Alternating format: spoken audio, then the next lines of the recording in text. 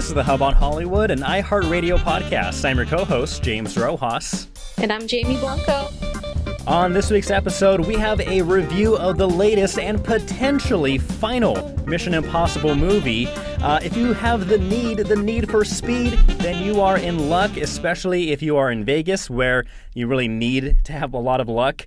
A cast favorite of the show Cheers passing away, and Boston doing its own thing to pay tribute, and a national movie theater chain is offering $1 movies to help keep kids busy this summer. Lord knows we need every little bit of help we can get.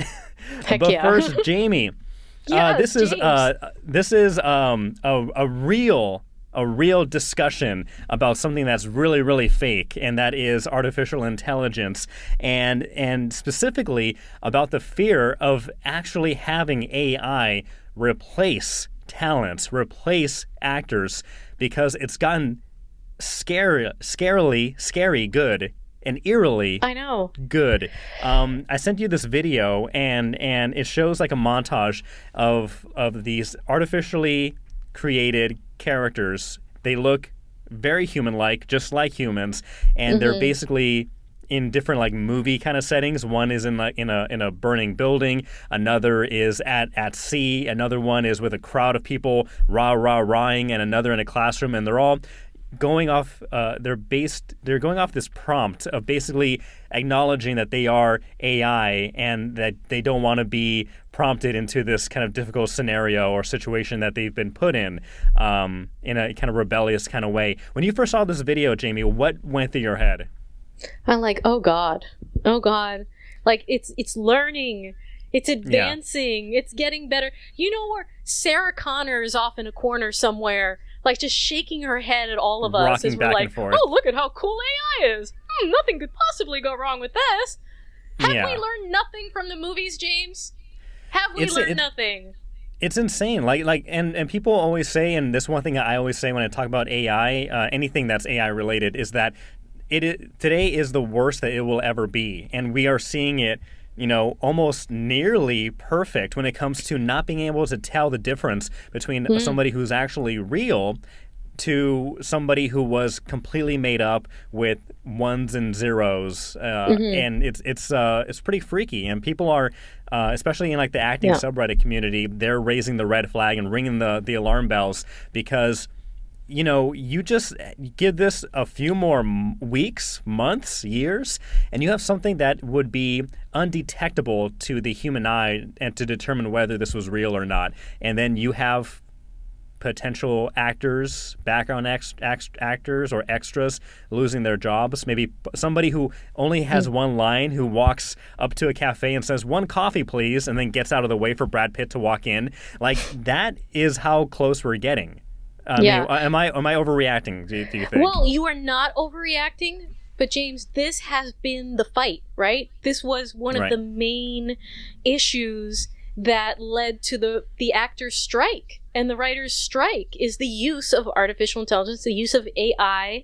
One of the big issues as well was digital scanning.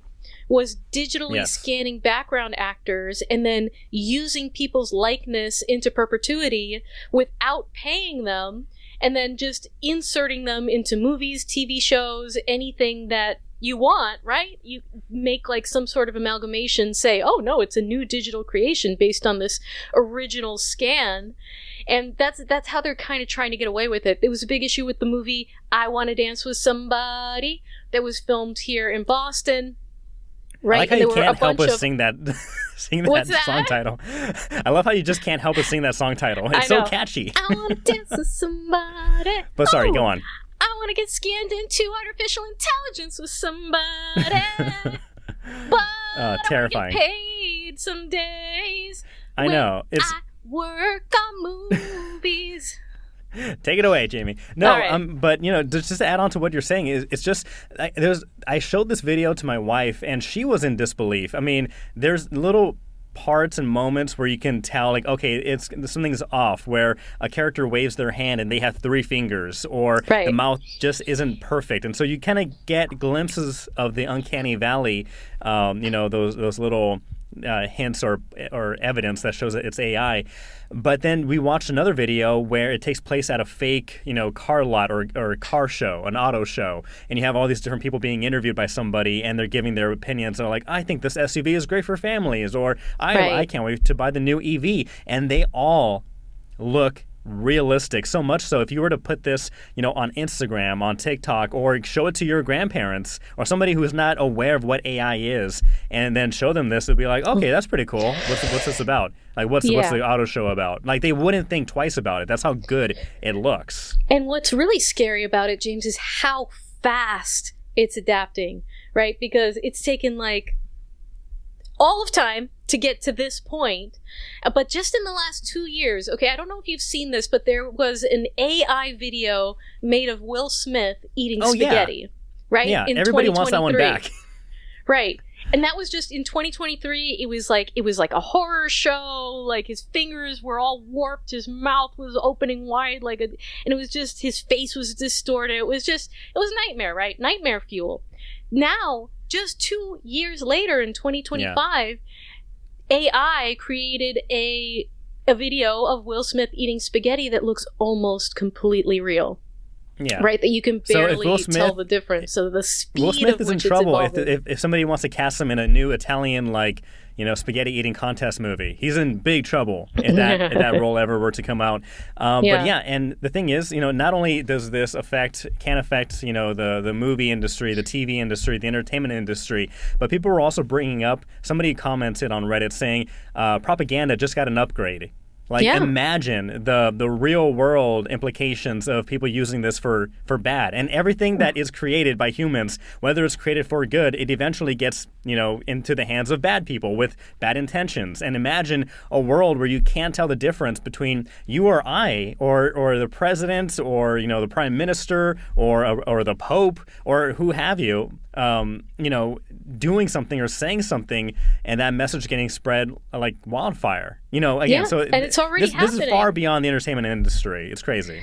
It's already happening, James. There's already so many fake videos online, being put out by either regular people or also people with the bad intentions, right? These farms out in like Russia and China, and out there just pumping out fake videos to misinform.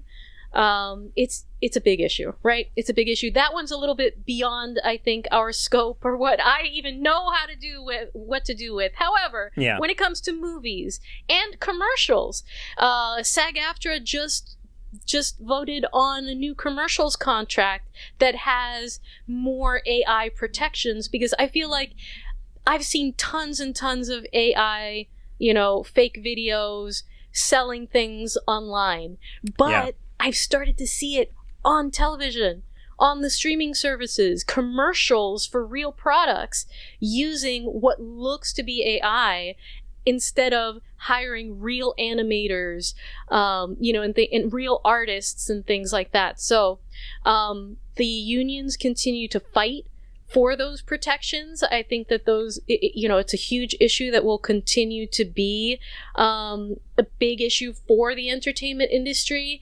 And just in general, James, when it comes to art, when it comes to movies, I want human beings. These things cannot tell you a story. They cannot create. They only make what you input and suggest, right?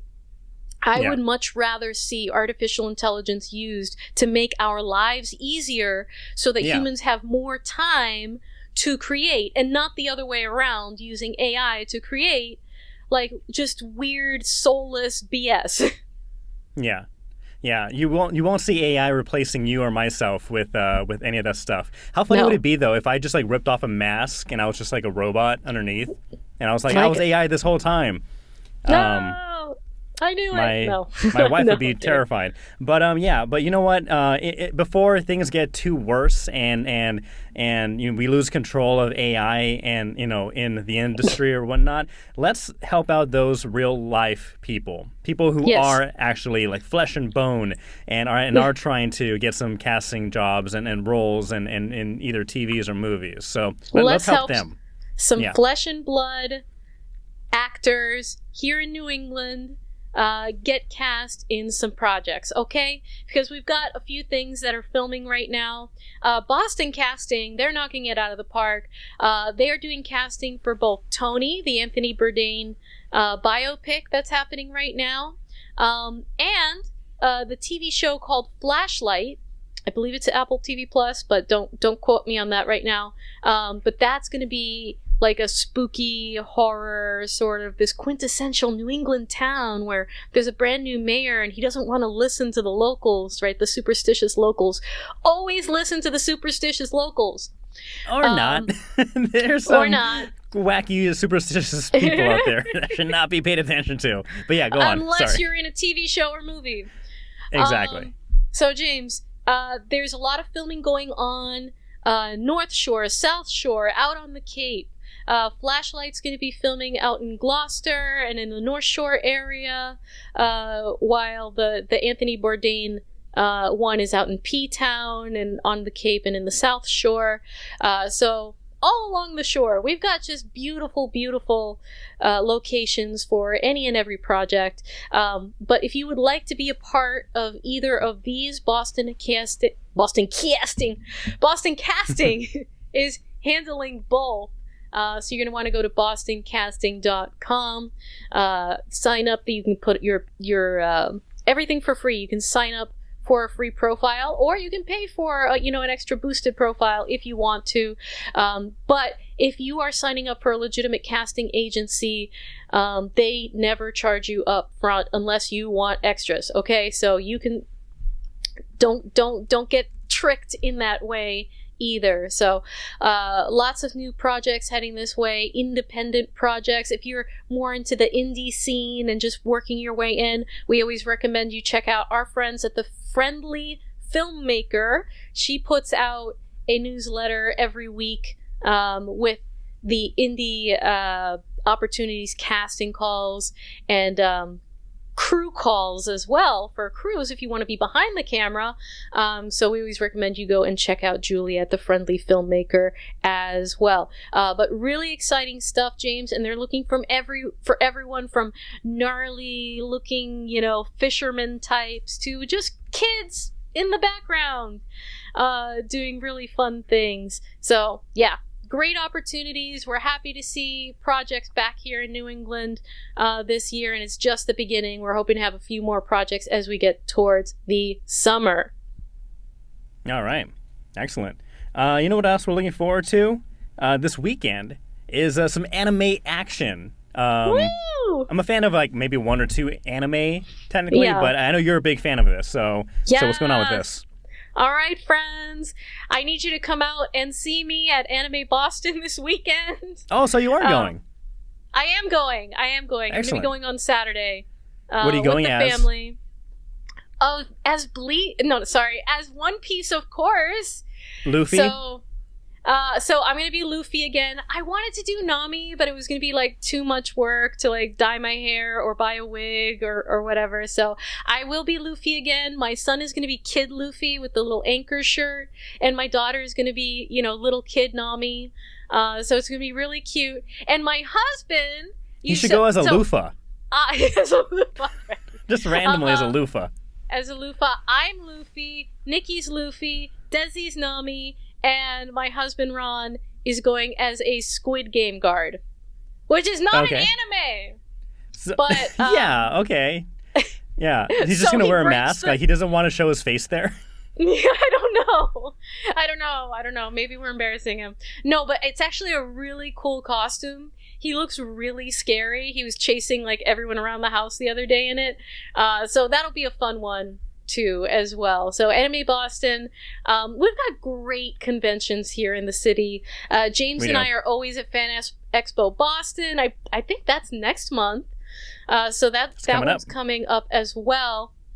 And if you love anime, right now I'm rewatching all of Bleach, which is one of my original, anime loves, Ichigo Kurosaki and Orihime Inoue, right? And they just came out with the Bleach 1,000-Year Blood War, which is the end of the manga that just got animated. So that's really exciting. One Piece, which is the thing that I really love, that is most likely going to be coming out in 2026, early 2026, but we will know for sure in a week from now. Netflix is having their ta-dum convention or festival or whatever it is, where they're going to be previewing all of their big projects for the coming year, including One Piece, including Happy Gilmore 2, which was filmed here in New England. So looking out for that as well. What animes are you into, James?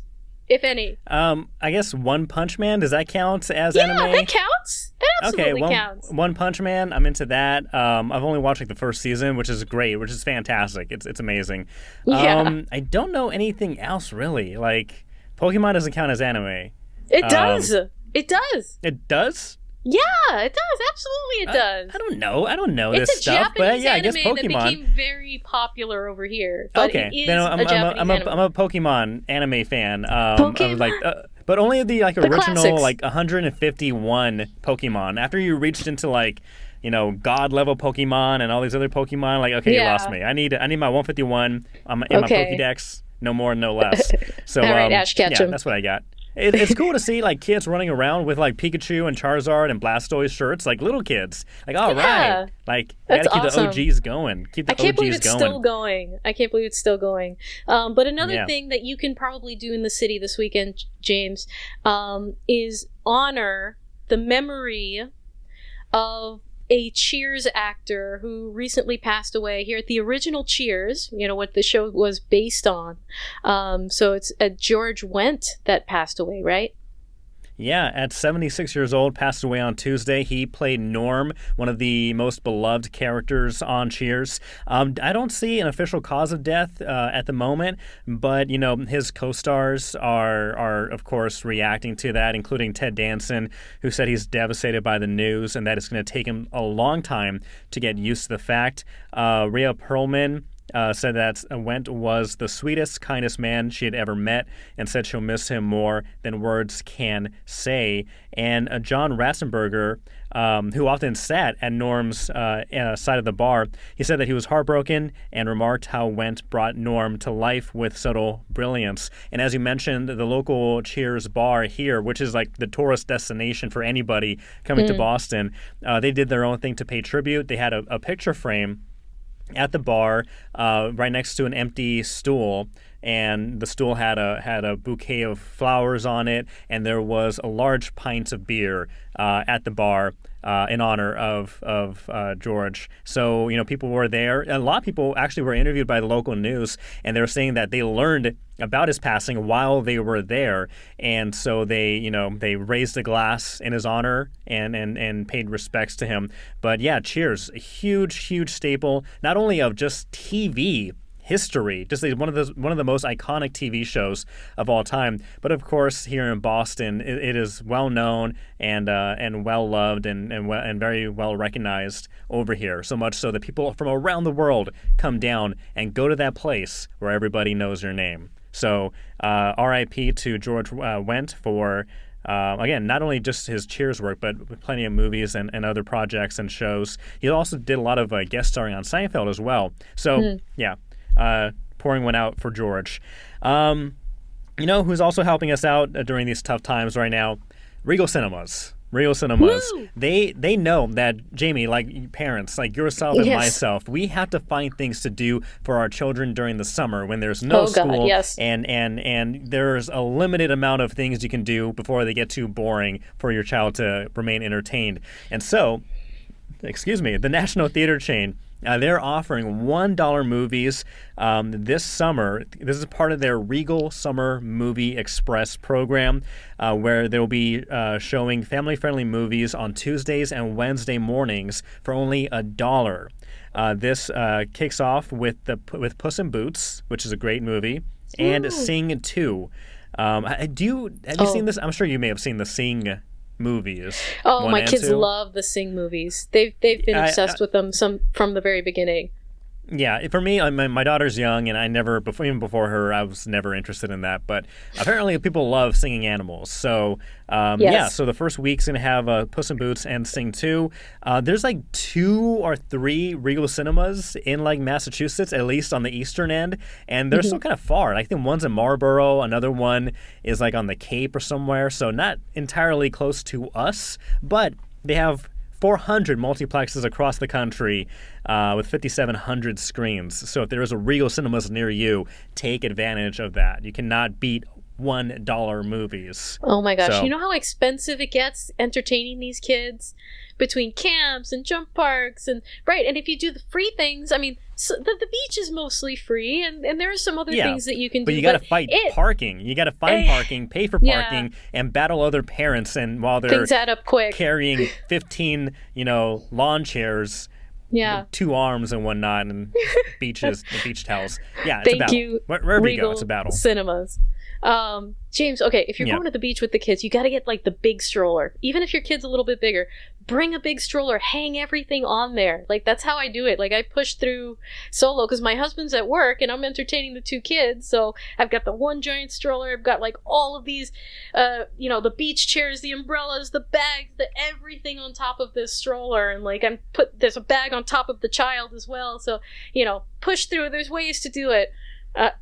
Anyways, that's neither here nor for there. more tips, for more beach tips, subscribe to The Hub on Hollywood. We are on YouTube, where you should subscribe. We have like over 460 subscribers so far. And for those who are already subscribed and are familiar with the podcast, do you know that when we reach the 500 subscriber mark, we will, put out some directions, but you had the chance of winning a Hub on Hollywood shirt and a Hub on Hollywood hat, and maybe some other Hub on Hollywood merch in there as well for your loyal dedication. So be sure to subscribe and be sure to like and, stay tuned for that 500 subscriber episode. But in addition to subscribing on YouTube, you can also listen to us anywhere you get your podcasts, iHeartRadio, Spotify, Apple Podcasts, wherever you're streaming, wherever you're getting your podcast, we are there.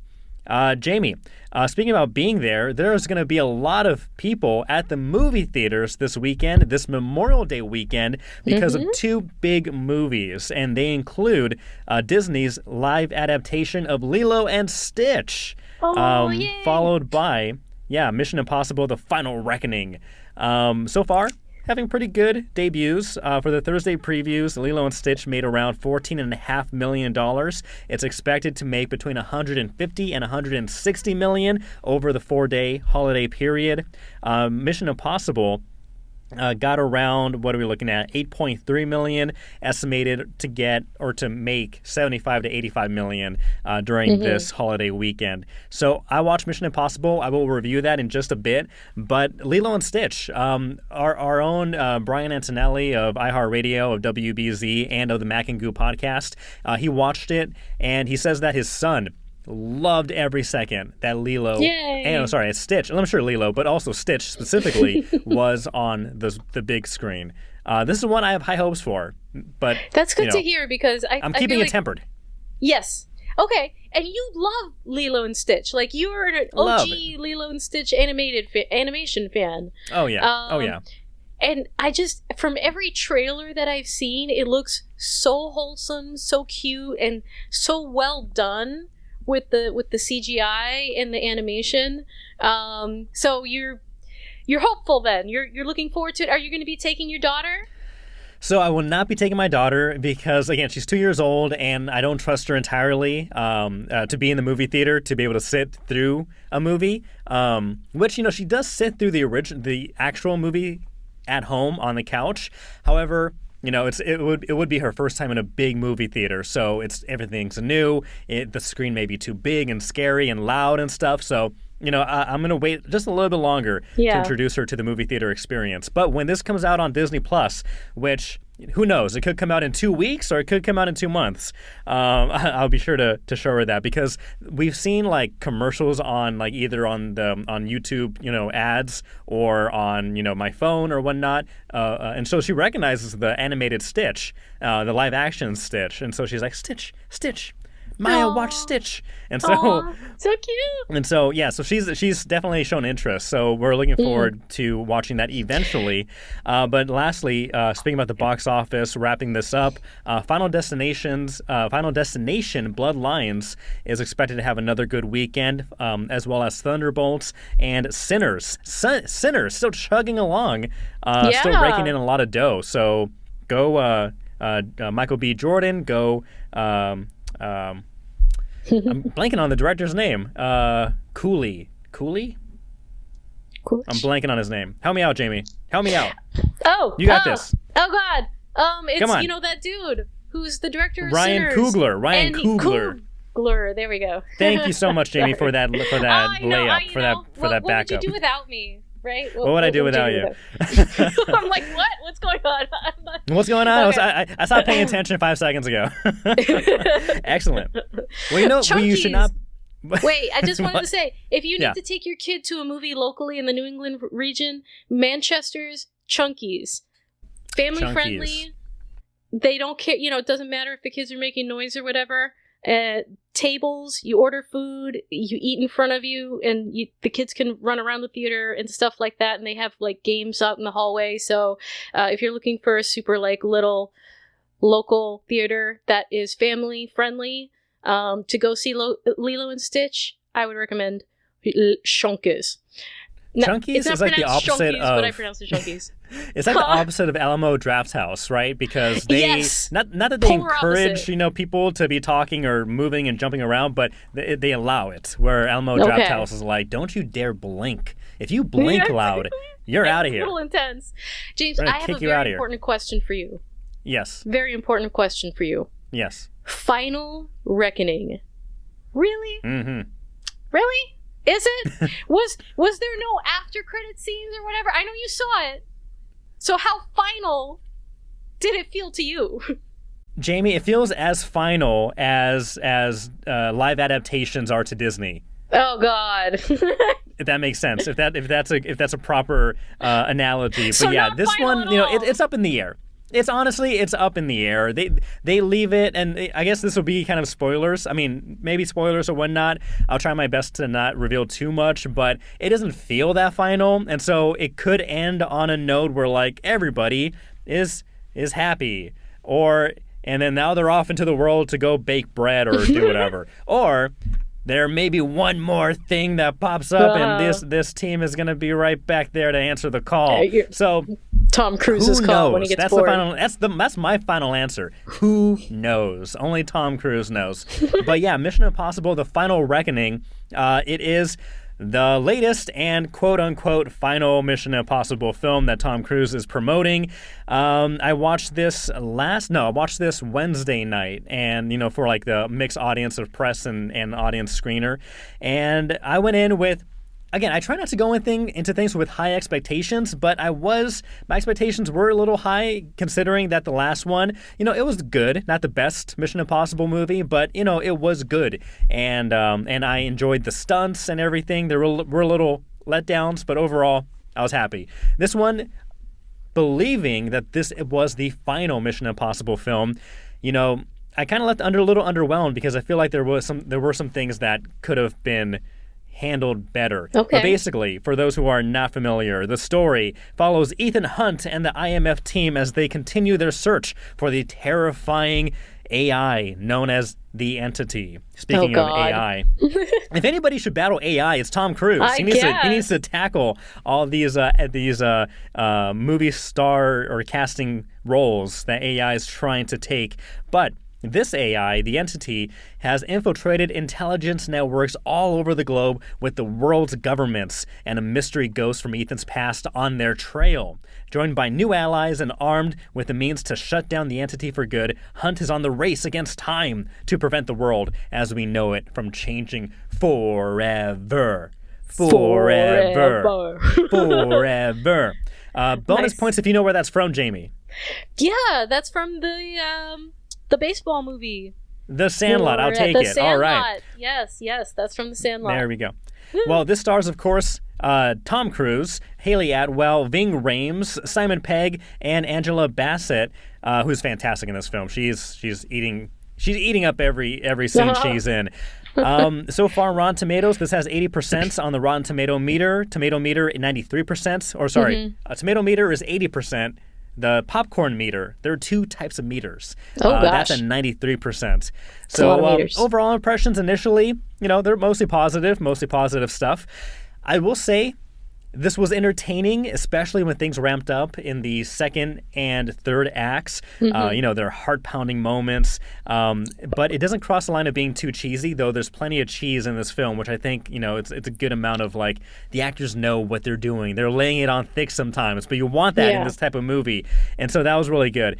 But at the end of the day, Jamie, I do have to say that I think this movie is just filled with so much bloat, so much exposition, and so many convoluted details that do not need to be in this film. And it really hindered my enjoyment of this film, despite some, a good number of at least two really good action sequences. Yeah, this one... That's a shame. I don't know. I have very strong thoughts on this. Is this a movie that you were planning to watch at the movie theater? Not at all. Not at all. It's the same. I feel like it's the same plot over and over and over again. So, I mean, I think that you did a really good job with your mini review of this movie, which you guys can go see on all of our social medias right now on YouTube and Facebook and Instagram, in saying that this is a movie that knows what it is, right? It knows what kind of movie it is. The characters know what kind of movie that they're in. But gosh, bloat really gets in the way of the flow of the action. And if you're trying to like put a pretty bow on this huge saga or whatever, or series of films, I can see that being pretty frustrating. I mean, do you think that they were just trying to get too heady? Were they trying to like make a statement and put a bow on this, or was it just, did it feel like meaningless? So I will say that I feel like the director, the writers, maybe even Tom Cruise, I think they think complicated missions or complicated jargon, convoluted details equals intelligence. Like all this stuff, all this, this gibberish they're spewing out, or all of these little moments where they're all talking to each other about what happened, what is going to happen, and this is A, B, and C, and we need this to happen here and this to happen here, and all this happened to work either by chance or by brute force. All that, if it is so, again, convoluted is the word of the day, because I think they feel like that's what this looks smart. This looks very intelligent, very very spy-ish. Do you think it just weighs everything down, and at a certain point you're kind of like, you're just letting this information just like waves of information roll over you, and there's nothing you can do about it. You're just like get to the next part. Do you think? I will say that. Yeah, go ahead. I was just gonna say, do you think they're running out of ideas? If this is the final movie, you better not run out of ideas. You should have a good idea if this is the final movie. Like think it through before you start acting things out. But like I said, I think if you are a fan of the franchise, I think you get everything you're looking for. You get Ethan Hunt running. You get backstabbing. You get like minor twists. You get action sequences. You get all that stuff. But it's not one of the best Mission Impossible films. Again, considering that this could have been the final one. The plot, simple enough. Tom Cruise is trying to defeat AI, which is trying to create this nuclear holocaust for the world and destroy all mankind. And that's AI's goal. Got it. That's a simple plot. Man beats AI, but it's all the details, the over explanation, and the exposition to characters talking to each other, which is for the audience information, that just really slows down the film. Like I said, 65% of this movie is characters just telling each other what's going to happen. Also, I hate that. The main villains, Gabriel and the Entity, are very underwhelming characters. Gabriel's a very one-note character. The actor seems like he's having a great time doing it, like kind of like a mustache twirly kind of villain who is like really taking joy in making Ethan miserable. But that kind of gets old. And then the Entity, the AI, you hardly experience the Entity. Like in the last movie, like the thing is like controlling cameras, or erasing people from scenes, and so it makes it look like that person was never there, or locking doors, or redirecting, or using voice AI to trick Ethan Hunt into thinking Simon Pegg's character is telling him to go this way when he should be going that way. So a lot of like actual interference. But in this movie, the entity pops up like twice, and one is to open a door, and then another one is to show screens of like countries that are being overtaken by like it hacking their mainframe or whatever. And so you don't really feel like the villain's like presence throughout the whole thing. I will say the movie looks great. It's filmed on location, so on land, of course, in the sea, in the air, like the plane sequence with Tom Cruise, the submarine sequence underwater. Those are good moments. Good, shots, and cinematography is beautiful. So that's all great. The editing was rough a little bit, with too many times, flashbacks being brought in from other films, and so I think there was like one scene specifically where you have like from the first Mission Impossible film, like somebody getting killed, and like they show that same 2-second scene like 3 times throughout the movie. I'm like, I got it. I mean, that guy died. We all know that guy died. Stop showing him from the first film. From the I remember. So again, my final thoughts on this: the movie is action-packed. It's entertaining after getting past the first act. A couple really good action sequences, but overall, a bit let down. Again, considering knowing that this may be Tom Cruise's final Mission Impossible. Supposedly. So take that as you will. I would just ask, last question is, where would you rank this in the series of films of Mission Impossible? Where are we landing with this one? Yeah, so I would go, I don't know all the, I mean, it made me think. So this would probably be middle low. Middle low. So this is probably the 7th or 8th movie. I'd put which one is it? Let me see. Mission Impossible movies. I just had it in my head. Oh yeah, so I'd have Mission Impossible Fallout, Mission Impossible Ghost Protocol, Mission Impossible 1, the first one. Actually, take that back. Mission Impossible 3, then 1, then 2, then Dead Reckoning would be second to last, and then this one would be okay. So many movies. I would put I would put Mission Impossible 2 probably as my least favorite, and so this one would probably edge out Mission Impossible 2. Yeah. Where do you guys rank it? Have you seen this movie? Where do you think it ranks in the ridiculous number of Mission Impossible movies that we've had so far? Let us know in the comments below. And be sure to like, share, and subscribe to the Hub on Hollywood. James, I always enjoy your reviews. I always enjoy the passion that you bring to your reviews. And apparently so does my aunt. And I just wanted to share this that she just sent me, by the way, while we were recording. Excellent. Because last Breaking week news. you reviewed Andor, right? Yeah. And this is the aunt that has been trying to get me to watch forever, right? Excellent. And so this is what she had to say about your Andor review. She says, if you won't believe your aunt, who has been bothering you for 3 years, then believe James, someone I don't agree with on The Last Jedi. But he is absolutely right with everything he said about Andor. It is awesome. So, glowing praise from my aunt. What's your aunt's name? On Andor. BC. BC? BC. P-I-S-I. BC is what we call her. Oh. Yeah. BC. Yo, you rock. Thank you so much. Much love. No, honestly, thank you so much. No, but the show is great. So, you have a very intelligent aunt with a great taste, great taste of I know, shows and I'm just and movies.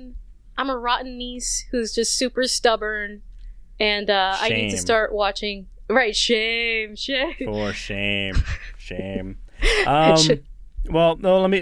Not only will you have a great time experiencing Andor, let's talk about another experience that's also kind of Tom Cruise related. But Jamie, let me ask you a question. Okay. Are you ready to enter the danger zone? The danger zone. I don't know. I'm risk adverse. But sure, for the purposes of this question in this podcast, sure, I'm ready. I'm ready, James. Excellent. I knew you'd say that. Okay. Excellent, because you're in luck then, because Top Gun Experience is coming to Las Vegas. I never thought this would be a thing, but it's becoming a thing. So Paramount Global is partnering with Advent Allen Entertainment to create an immersive Top Gun experience. The companies are promising a combination of rides, storytelling, advanced technology, and of course, jet simulators. Yeah. But Jamie, it doesn't stop there. It doesn't stop there. Okay. How do you end an afternoon or an evening of all that fun? With a drink, of course. So why not also go down to the Hard Deck Bar from Top Gun Maverick, promising live piano sing-alongs. God. You, Jamie, can channel your inner Miles Teller or Goose and sing Great Balls of Fire. Great balls. How does that sound? That sounds amazing, James. That sounds amazing. I think that you do great commercials. You'd be great in commercials. This sounds like a lot of fun. Simulators, that's pretty cool. But that's not good enough for you, right? You've been in a real jet plane, like a real jet fighter. No big deal. Yeah, actually, I rode with the Patriots, which are very similar, if not exactly alike, the Blue Angels. What do they call the Blue Angels? Mm-hmm. Yeah. So the Patriots, they also go around, and if you go to my own personal YouTube page, if you go way back in the years beyond, went out with the Patriots and flew around in some jets. I'm now married with a child, so I don't think I'll ever do that again. But as a 20-something-year-old single guy, that was an amazing experience. Did you pass out? I did not pass out, but there was a moment, and they teach you all this stuff, to be, how to, in case you need to eject, this is how we're going to eject. In case, we start hitting these G-forces, when they start pulling the G-forces, what they tell you is to clench every muscle in your body. Like, imagine all the muscles in your body. Yeah. You got it? Clench them all at the same time, because what you want to do is make sure all the blood that's in your body kind of like stays in its place. So during that G force, like the blood doesn't rush out of your brain and you pass out. But there was a part where we're pulling, 5 or so G's in this turn, and then I didn't pass out, but like the corner of my vision, I could see black starting to roll in. Oh, jeez. And then at that point, just start clenching every muscle, clench, and then eventually when we pulled out of the G forces, the it's like a movie where like the black kind of goes back out again. You could see perfectly, but it was exhilarating. But basically, you're Maverick. Basically, I'm Maverick. I'm Iceman. I'll go with Iceman. Okay, but all right. If Paramount Global can promise an experience half as good as that, then I think I'd be willing to pay for that, I think. There we go. Yeah. Yeah. So I don't know how much Vegas, this costs. Is Tom Cruise going to be there? He better be. He better be. Or a Tom Cruise lookalike. It's Vegas. They have lookalikes everywhere. So why wouldn't there be a mini Tom Cruise cosplayer roaming around? Exactly. So, right? All right. I'm down. Let's go. We got the need for speed. Right? Yeah. Get the need. Absolutely. For speed. Sweet. All right. You know what else I've got the need for? What do you got the need for, Jamie? It's Cinequotes. Yeah. If we have time for it, which I don't know. I believe we do. Okay. So for those who are not familiar with what Cinequote is, it is basically a guessing game, a daily game. What's a good game similar? Like Wordle? I guess that's the closest thing to it, where there's like a movie. There's a movie of the day, like if there's a word of the day, but you have to guess what movie it is based off the quotes. And these movies could be super popular, from like Star Wars to something so niche that you've never heard of it before, or may have seen it once in a fever dream, and then you can guess it. But today's game, we're playing 890. So depending on what day and time you watch or listen to this episode of The Hub on Hollywood, you can try to play with us, but we'll play some audio too as well, so you can keep track. But this is game 890. We're going to play. Jamie, are you ready? Listo Bistro. All right, in 3. And Jamie, if you want to put your mic to your computer, or I don't know, your headphones or how this will work, but just so we can get the audio. Sure. But in 3, 2, 1. 40, 60, 80, 400, That's it. That's the whole register. You made someone very happy. New show. Okay, so this sounds like one of the Ocean's 11 movies. I'm not sure. Yeah, I didn't recognize this one. But that's your guess? I think that sounded like Casey Affleck, so one of the brothers. So I'll say Ocean's 11, 2001, submitting in 3, 2, 1. No. How many more Okay, Ocean's 11s? That's another one that there's a million. There's a...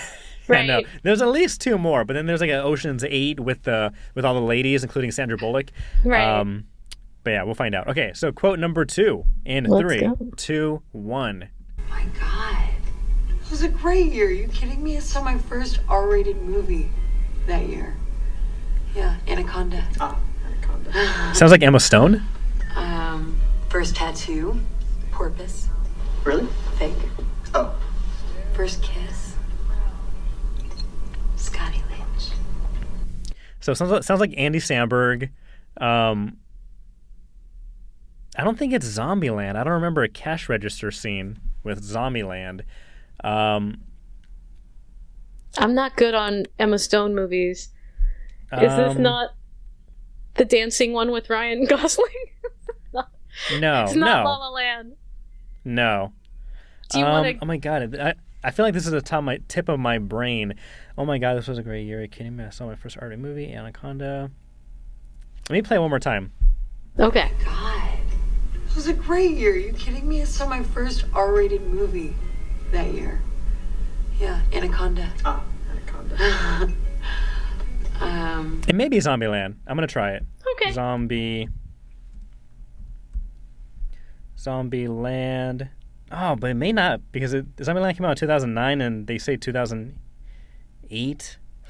That's all right. We've got That's another- another quote to guess. We got another quote, yeah. So submitting in 3, 2, 1. I was. Oh, Okay. you got it. Yes. Close, but no cigar. Zombie kill of the week goes to Sister Cynthia Knickerbocker. Yeah, okay. I don't remember the cash register part or scene. Mm-hmm. But again, I knew that was like for sure Emma Stone and Jesse Eisenberg. And they were in another movie together too. I forget. But anyway, we got it. Yay! Woo! Zombieland. Woo! Good job! Did you know Zombieland? If you did, comment down below that you are better and smarter than us because you probably got it sooner. All right, Jamie, jam-packed episode. Everyone, thank you so much for listening and tuning in for this week's episode of The Hub on Hollywood. Comment down below and join the conversation. Let us know what you think about Mission Impossible, The Final Reckoning. Did you watch it? Are you going to watch it? What do you think? Do you think Tom Cruise is putting up the MI cape or nah? Let us know. Nah, also, bruh. Nah, brah. Is artificial intelligence scaring you as much as it's scaring Jamie and myself? And does it really, pose a risk to actual actors? It's an interesting time. Also, if you want to hit a RIP for actor George Wendy, who passed away, again, I know Boston is definitely remembering him as well. And are you going to be watching Lilo and Stitch live action? It's getting, good stuff so far, good reviews. People are pretty happy. Looking forward to that as well. But Jamie, this was a great episode, jam-packed episode, of course. Yeah. Hit the subscribe button. Hopefully, we're getting so close to the 500 mark, and we'll be able to give away some merch, some swag, right? But until then, James, when we will dominate at Cinequotes again and give more fantastic reviews and have cool interviews with local filmmakers. Until then, I'm Jamie. And I'm James. See ya. Bye.